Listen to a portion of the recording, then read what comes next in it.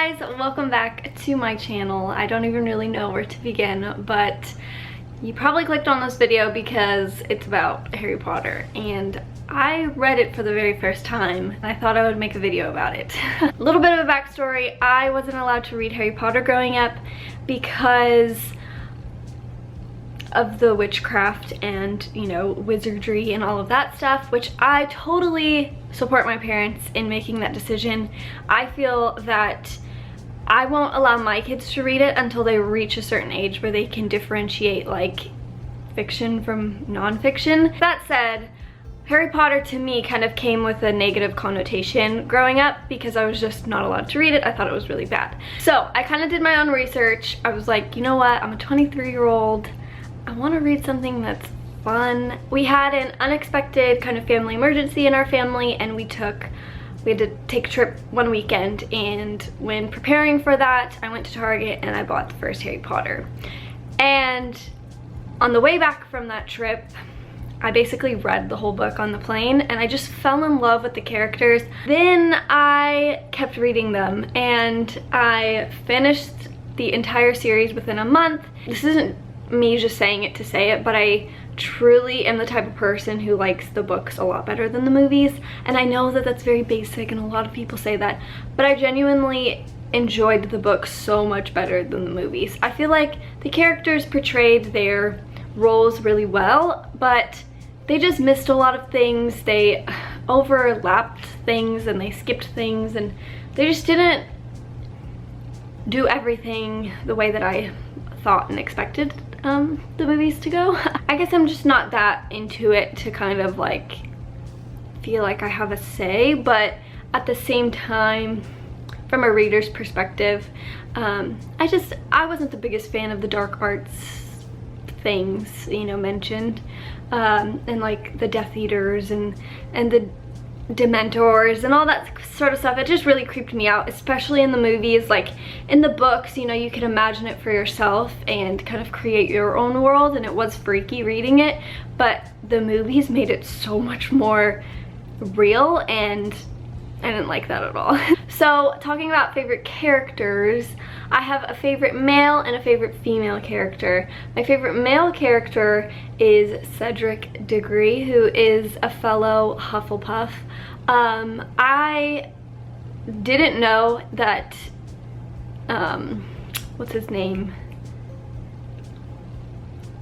Robert Pattinson played him in the film, but I really liked his character because he's pretty much one of the only Hufflepuffs that is mentioned quite a lot. My favorite female character, obviously Hermione is amazing and I love her, but my favorite would have to be Luna Lovegood because I just feel like she's so positive and she just is so quirky, and I don't know, I really appreciated when she was, you know, featured on a page or in a chapter, because it just kind of made things funny and a little different, and yeah, a little less predictable. She's not like super predictable with what she says, and so I really liked that.